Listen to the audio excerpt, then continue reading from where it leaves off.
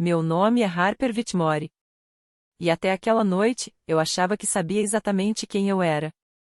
A filha mais velha de um homem poderoso, uma decepção silenciosa de salto alto e bolsa de grife. Eu tinha 34 anos, era restauradora de arte em Chicago, o tipo de mulher que cheira a verniz e livros antigos, enquanto o resto da minha família cheirava a dinheiro e legado. Mas, durante a luxuosa festa de 70 anos do meu pai, tudo desmoronou.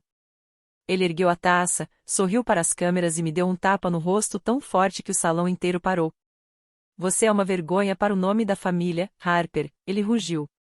Estou te tirando do testamento de 230 milhões de dólares. Os convidados engasgaram, os celulares se ergueram, flashes explodiram. Alguns riram, outros filmaram. Eu, humilhada e trêmula, saí andando para a noite gelada de Chicago, com o rímel escorrendo pelas bochechas. Na manhã seguinte, bateram na minha porta. 3 advogados e nenhum deles era do meu pai. Quando a mão dele atingiu meu rosto, o som ecoou pelo salão como um tiro. As taças de cristal tilintaram e o silêncio tomou conta. Só o zumbido do lustre preencheu o ar antes que os sussurros começassem. Câmeras se levantaram. Pessoas sorriam atrás das taças de champanhe. Ele realmente bateu nela? Meu Deus! Eu mal conseguia respirar. O chão parecia girar sob meus pés.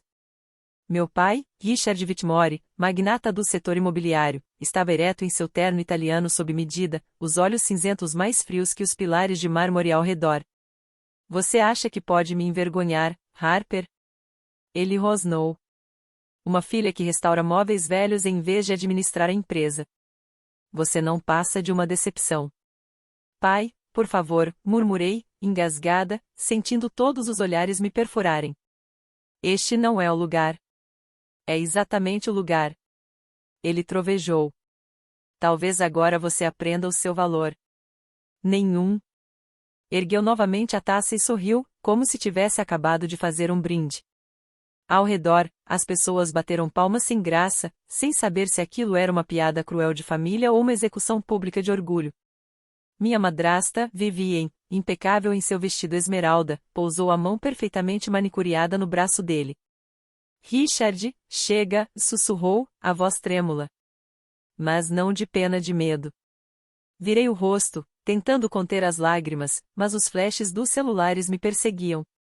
Meu irmão mais novo, Cole, o herdeiro do império, me olhou com algo entre pena e triunfo. Harper, vai embora, murmurou. Você só está piorando as coisas. Piorando as coisas. Como se eu tivesse começado tudo aquilo.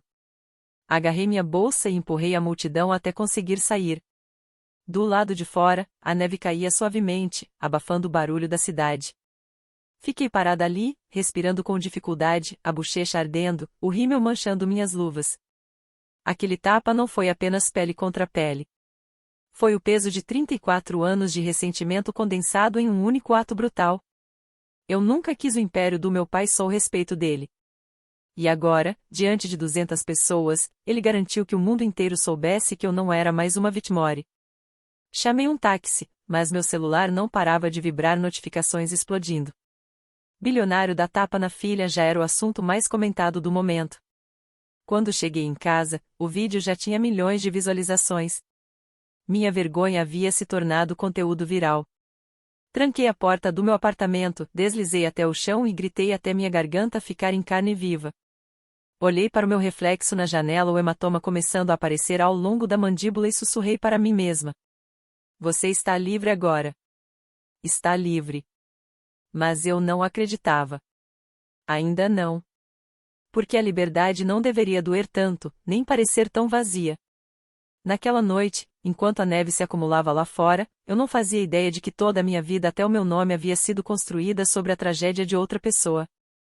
Na manhã seguinte, quando bateram à minha porta, não era a imprensa, nem meu pai implorando perdão. Era algo muito mais inacreditável. No começo, pensei que fossem repórteres. As batidas vieram firmes e ritmadas, 3 toques precisos que fizeram meu café tremer na caneca. Hesitei, ainda com o coração latejando do caos da noite anterior. Senhorita Whitmore, uma voz feminina chamou, calma e profissional. Estamos aqui em nome do seu pai biológico. Congelei. Pai biológico? Abri a porta apenas alguns centímetros. Do outro lado estavam 3 pessoas que pareciam ter saído direto de um drama jurídico. Uma mulher alta, com cabelos grisalhos presos em um coque impecável, ladeada por 2 homens de terno impecável. A mulher estendeu um cartão de visitas. Judith Blackwell, sócia sênior. Blackwell e Artima LLP. Podemos entrar, senhorita Whitmore? Perguntou com gentileza.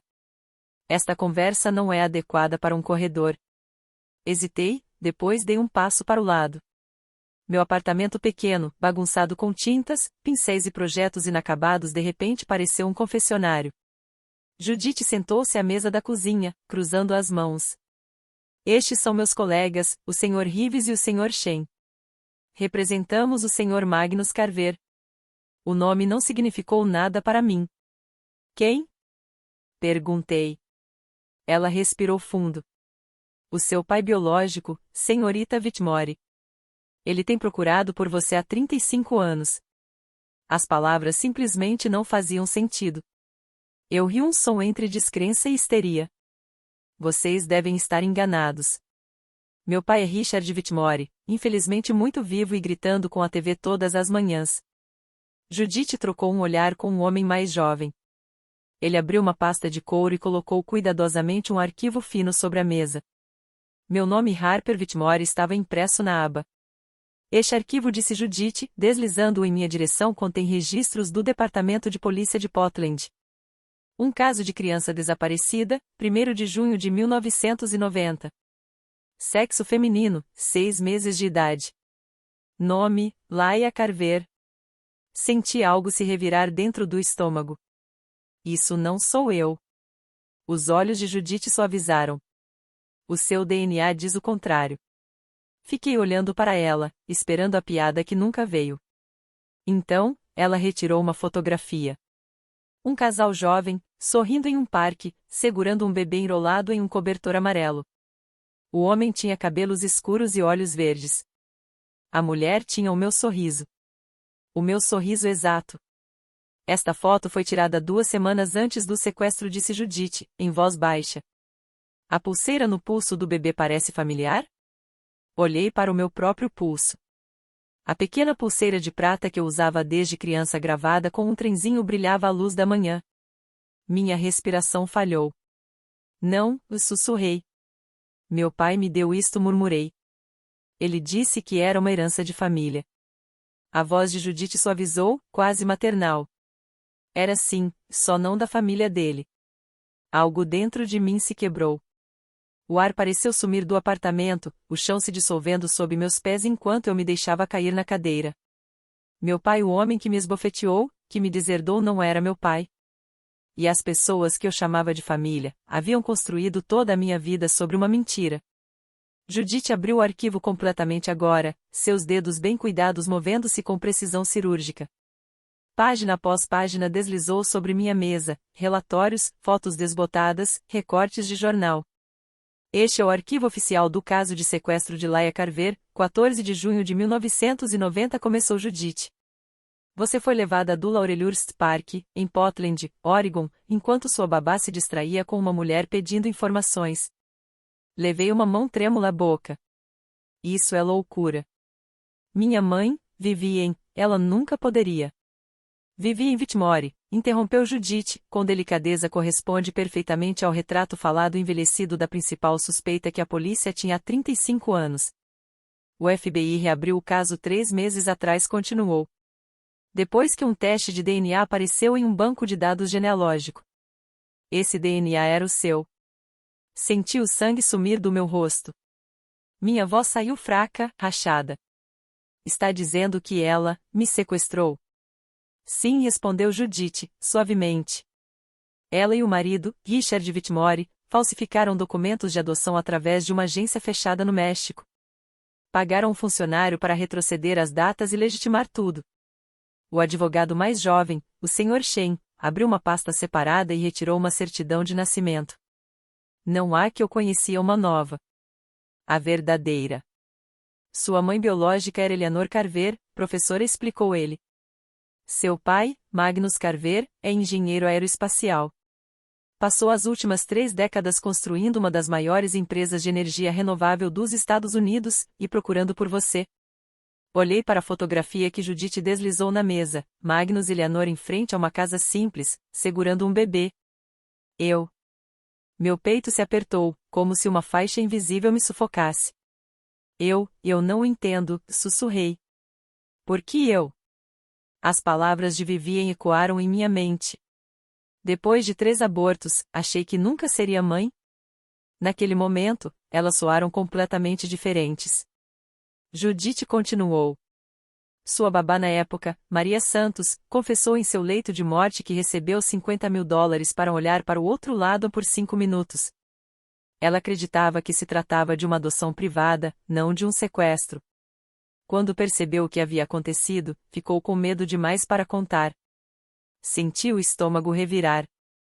Quis gritar, negar, correr dali. Mas a verdade estava toda diante de mim, organizada, cronológica, impossível de refutar. Então o advogado mais velho, Sr. Reeves, falou pela primeira vez. Sua voz era gentil, mas firme. O Sr. Carver nunca perdeu a esperança. Ele atualizava o testamento todos os anos, deixando um espaço reservado para a filha, caso ela fosse encontrada. Ele fez uma pausa. Harper, essa filha é você. O silêncio pesou entre nós. O patrimônio do Sr. Carver está avaliado em mais de $2 bilhões, acrescentou Reeves. Mas não é por isso que estamos aqui. Ele não se importa com o dinheiro. Ele só quer ver a filha dele novamente. Lágrimas inundaram meus olhos. Eu não sabia se era choque, dor, ou a súbita compreensão de que toda a minha existência, cada aniversário, cada fotografia tinha sido construída sobre a tragédia de outra pessoa. A voz de Judith se suavizou. Ele está te esperando lá embaixo, Harper. Se você estiver pronta, ele gostaria de te conhecer. Meu coração parou. Ele está aqui. Por um longo instante, eu não consegui me mover. Minha respiração veio curta, irregular. Na minha mente, uma única frase se repetia sem parar. Ele está me esperando lá embaixo. Judith permaneceu em silêncio, me dando espaço para entender, para sentir. O tic-tac do relógio na parede parecia ensurdecedor. Enxuguei o rosto, inspirei tremendo e, por fim, sussurrei. Tá bom, eu vou conhecê-lo. Descemos o elevador em silêncio. Meu reflexo nas portas metálicas parecia pálido, estranho, como se uma desconhecida usasse o meu rosto. Quando as portas se abriram, a luz da manhã inundou o saguão, quase me cegando. Perto da entrada do prédio, estava um homem de casaco cinza escuro. Alto, sereno, mas com um olhar que carregava 35 anos de perda. Seus cabelos prateados brilhavam suavemente sob as luzes do saguão. Quando ele me viu, parou e, por um momento, eu vi nítido, os mesmos olhos verdes da foto que estava lá em cima, sobre minha mesa. Ele não correu até mim. Apenas sussurrou. Lila? Minha garganta se fechou. Eu acho que sim, consegui dizer, enquanto as lágrimas escorriam pelo meu rosto. Ele deu um passo hesitante, a voz trêmula. Você ainda tem a pulseira? Olhei para o meu pulso. O pequeno trenzinho de prata brilhava suavemente na luz. Foi você quem me deu? Perguntei, com a voz se partindo. Ele apenas assentiu. Sua mãe escolheu, disse ele, cobrindo a boca com uma das mãos, tentando conter o choro. Ela disse que você amara o som dos trens. Naquele instante, o homem que havia construído um império parecia completamente frágil. Eu usei a minha todos os dias, sussurrou. Todos os dias, esperando te ver usando a sua novamente. Nem percebi quando meus pés se moveram. De repente, eu estava diante dele. E quando seus braços me envolveram, algo dentro de mim se abriu, algo que eu nem sabia que estava preso. Ele cheirava levemente a cedro e chuva, um aroma que me fez sentir em casa, uma casa que eu nunca conheci, mas que, de alguma forma, sempre senti falta. Pela primeira vez desde aquela noite terrível, eu me senti segura. Ficamos ali por muito tempo, apenas respirando. Quando finalmente nos afastamos, ele enxugou os olhos, sorrindo entre lágrimas. Sua mãe, ela teria adorado te ver. Ela faleceu há 5 anos, mas nunca deixou de acreditar que você estava viva. As palavras me atingiram mais forte do que o tapa da noite anterior. Ela se foi, sussurrei. Ele assentiu, com ternura e dor. Mas ela deixou algo para você. Cartas, diários, até o quarto infantil, que ela nunca deixou tocar. Um soluço escapou da minha garganta. Ela manteve o meu quarto. Ela se recusava a pintar de novo, respondeu ele, com a voz embargada de amor e saudade. Em todos os aniversários, disse Magnus, a voz embargada, sua mãe deixava um pequeno presente dentro do seu quarto. Ela dizia que, um dia, você voltaria para casa para abri-los. Levei as mãos ao rosto e chorei, soluçando contra as palmas. Tudo o que eu havia perdido. Tudo o que nunca soube que tinha. Tinha estado ali o tempo todo, esperando por mim. Naquela manhã, nos braços do pai que eu nunca conheci, finalmente entendi. Às vezes, família não é quem te cria, é quem nunca para de te procurar. 2 semanas depois, o mundo que tinha desabado sobre mim se partiu novamente. Mas, dessa vez, não era a minha vida sendo destruída. Era a deles. Eu estava sentada no carro de Magnus, estacionado do outro lado da rua do Ravenswood Country Club, o mesmo lugar onde meu pai, Richard Whitmore, ainda me custava chamá-lo assim, jogava golfe todas as terças. Meu celular vibrou. Uma mensagem de Judith. Está acontecendo. Fique no carro. Do lado de dentro do clube, risadas ecoavam pelo terraço. Eu vi impecável como sempre, de camisa polo branca engomada, rindo com os sócios, como se nada tivesse acontecido. Vivian estava ao lado dele, chapéu de sol perfeitamente posicionado, taça de mimosa na mão. A imagem exata do controle. Então, os carros do FBI chegaram. As portas bateram. Agentes com jaquetas azul marinho saíram em marcha firme. Pela primeira vez na vida, vi o sorriso de Richard Whitmore desaparecer. Ele se virou, confuso, depois furioso. Que diabos é isso? Gritou, recuando enquanto 2 agentes se aproximavam. Richard Whitmore. Vivian Whitmore. Vocês estão presos pelo sequestro de Laia Carver, ocorrido há 35 anos. A voz do agente era firme, alta o suficiente para que todos ouvissem. Um murmúrio de espanto percorreu o terraço. Golfistas pararam no meio do movimento. Celulares se ergueram. Poética justiça sendo filmada em tempo real. Isso é loucura. Bradou Richard, a voz falhando enquanto algemas prendiam seus pulsos. Eu a criei. Ela é minha filha. Não, sussurrei dentro do carro, vendo tudo através do vidro. Você me roubou. Vivian começou a chorar, o rímel escorrendo pelo rosto. Nós só queríamos uma criança. Gritou, como se isso pudesse apagar 35 anos de engano. Eu a amei um dia. Mas amor construído sobre mentiras ainda é uma prisão. Quando os agentes os levaram até os carros, os mesmos socialites que haviam filmado minha humilhação agora registravam a queda deles. Achei que sentiria triunfo. Achei que vê-lo sendo levado algemado curaria algo dentro de mim. Mas não. Tudo o que senti foi vazio. Magnus estendeu a mão e a pousou sobre a minha, com ternura. Você não precisa assistir, murmurou. Preciso, respondi, a voz trêmula. Eles roubaram 35 anos de mim, e de você. Eu preciso ver como isso termina. Os olhos de Richard me encontraram no meio da multidão, enquanto o empurravam para dentro do carro da polícia. Pela primeira vez, não havia raiva nem arrogância, apenas algo próximo ao arrependimento. Seus lábios se moveram, formando as palavras. Me desculpe. Virei o rosto. O mundo saberia agora. Cada jornal, cada canal. A família perfeita Whitmore não passava de uma farsa costurada com mentiras e medo. Naquela noite, enquanto as manchetes explodiam. Casal bilionário é preso por sequestro ocorrido há 35 anos. Eu me sentei no meu apartamento, olhando para o reflexo no vidro. Eu não era mais Harper Whitmore. Eu era Laia Carver. E, pela primeira vez, aquele nome não soava como o de uma estranha. Soava como a verdade. Quando as audiências começaram, meu mundo virou um borrão de manchetes e depoimentos. Cada canal de TV queria uma entrevista. Cada revista queria uma foto. Mas tudo o que eu queria era silêncio e respostas. Magnus recusou todas as ofertas para explorar a história. Não vamos vender dor, disse ele, simplesmente. Em vez disso, ele me levou para casa, não para sua mansão, nem para a sede da empresa, mas para uma casa modesta de 2 andares com vista para a costa do Oregon. Aqui, disse-lhe em voz baixa, abrindo a porta, foi onde sua mãe esperou por você. No momento em que entrei, o ar mudou. O cheiro de lavanda antiga e sal do mar enchia o espaço. Tudo parecia congelado no tempo. O papel de parede floral, o cavalinho de balanço no canto, até uma foto desbotada de um bebê com uma pulseirinha de prata colada na geladeira. Minhas mãos tremiam quando Magnus me entregou uma pequena caixa de madeira. A fechadura rangeu ao se abrir. Dentro havia dezenas de envelopes, todos endereçados em caligrafia delicada.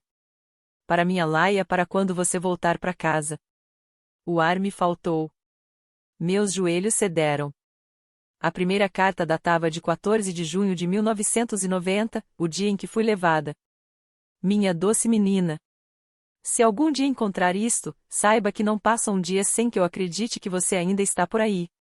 Quando ouço o apito de um trem, imagino você rindo. Quando a chuva bate na janela, imagino você dormindo em algum lugar seguro. As lágrimas caíram sobre o papel. Minha visão se turvou enquanto eu pegava a carta seguinte. Seu pai construiu um baú de brinquedos para você. Ainda está no seu quarto. Ele o lustra todo ano, no seu aniversário. Nós nunca deixamos de celebrar você. Apertei a carta contra o peito e chorei um choro profundo, dolorido, que vinha de um lugar onde as palavras não alcançam. Magnus ajoelhou ao meu lado, as próprias lágrimas caindo silenciosamente. Ela era extraordinária, sussurrou. Quando a polícia disse que o caso tinha esfriado, ela se recusou a desistir. Todo ano, ela mandava uma foto nossa para o Centro de Crianças Desaparecidas. Dizia, se ela nos vir um dia, vai saber onde é o lar. Olhei ao redor. As paredes do quarto infantil ainda eram pintadas de amarelo claro. Na prateleira, uma fileira de livrinhos com lombadas gastas pelos anos de espera. Perdi a vida toda dela, murmurei, a voz embargada. Magnus balançou a cabeça com doçura. Ela não gostaria que você pensasse assim. Você está aqui agora. É isso que importa. Voltei-me para as cartas e li uma por uma, até a luz lá fora começar a escurecer. Cada carta era um batimento. Cada palavra, uma ponte entre o tempo e a saudade. E, pela primeira vez, o vazio dentro de mim, o buraco cavado por mentiras e perdas, começou a parecer um pouco menos vazio. Porque, mesmo que minha mãe já não estivesse mais ali, seu amor havia esperado por mim o tempo todo. Semanas se passaram, e a vida se tornou uma mistura estranha de liberdade e luto. A mídia seguiu para o próximo escândalo. Mas eu ainda vivia entre as cinzas de 2 vidas. A que me roubaram. E a que, finalmente, começava a ser minha. Harper Whitmore, a filha do privilégio e da crueldade. Laia Carver, a criança que havia sido roubada, amada e perdida. O tribunal me convocou para testemunhar no julgamento de Richard e Vivien. Judith disse que eu não precisava encará-los, mas eu sabia que precisava. O encerramento não vem do silêncio, vem da confrontação. Quando entrei na sala do tribunal, todos os olhares se voltaram para mim. Richard estava sentado à mesa de defesa, o cabelo prateado perfeitamente penteado, mas a arrogância havia desaparecido. Vivien parecia menor, encolhida, as mãos trêmulas sobre o colo. O juiz me chamou para a frente. O som dos meus saltos ecoou no chão polido. Diga seu nome para o registro, pediu o escrivão. Respirei fundo. Lila Eleanor Carver. Por um instante, a sala ficou em silêncio absoluto. Os olhos de Richard se ergueram em minha direção, um lampejo de descrença, talvez até de vergonha. Senhorita Carver, começou o promotor. Pode contar ao tribunal o que lembra da sua criação? Engoli em seco. Lembro de me dizerem que o amor vinha com condições, respondi, a voz trêmula no início, mas ganhando força a cada palavra. Que sucesso significava obediência. Que afeto precisava ser merecido. Mas só agora entendo, nada disso era amor. Era controle. O maxilar de Richard se contraiu. Vivian começou a chorar baixinho, sussurrando. Desculpe, Harper. Virei-me para ela. Meu nome é Laia. O promotor me fez sinal para continuar. Eu costumava achar que a aprovação do meu pai era a única coisa que importava, continuei, a garganta apertando. Mas agora eu entendo um amor que destrói o espírito de alguém não é amor. Vocês não me criaram. Me treinaram para ter medo de decepcioná-los. As lágrimas embaçaram minha visão. Mas vocês não conseguiram apagar quem eu realmente era. Mesmo depois de tudo, a verdade me encontrou. A sala ficou em completo silêncio, quebrado apenas pelo som das teclas da estenógrafa. De repente, Richard se levantou, ignorando a mão do advogado que tentava contê-lo. Eu quis te dar uma vida. Gritou. Melhor do que a que você teria tido. O martelo do juiz bateu com força. Senhor Whitmore, sente-se. Mas eu não recuei. Olhei diretamente em seus olhos, os mesmos olhos que um dia me olharam com desprezo, e disse, calmamente: Você não me deu uma vida. Você me roubou dela. O rosto dele se desfez. Ele se sentou de novo, derrotado. Quando deixei o tribunal, o ar frio lá fora me atingiu como um vento de purificação. Soltei o ar talvez pela primeira vez em anos. Magnus esperava nos degraus, segurando um casaco aberto para mim. Você foi incrível, disse-ele em voz suave. Não, murmurei, pegando seu braço. Desta vez, eu apenas fiz o que era certo. Pela primeira vez, eu não estava fugindo do meu passado. Eu estava enfrentando, caminhando em direção a algo real. 6 meses se passaram desde o veredito. Richard e Vivian Whitmore foram condenados por múltiplas acusações de sequestro, fraude e obstrução de justiça. Eles passarão o resto da vida atrás das grades. 2 pessoas que construíram um império sobre a mentira, agora presas nas próprias falsidades. A imprensa chamou de o escândalo Whitmore do século. Mas, para mim, não foi um escândalo, foi libertação. Vendi meu apartamento em Chicago. Não suportava mais aquela cidade. Cada esquina sussurrava os fantasmas de quem eu costumava ser.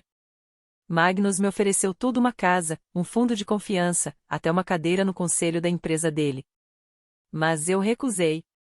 Preciso construir algo sozinha, disse. Algo verdadeiro. Então, voltei a Portland, a cidade onde tudo começou, e abri um ateliê.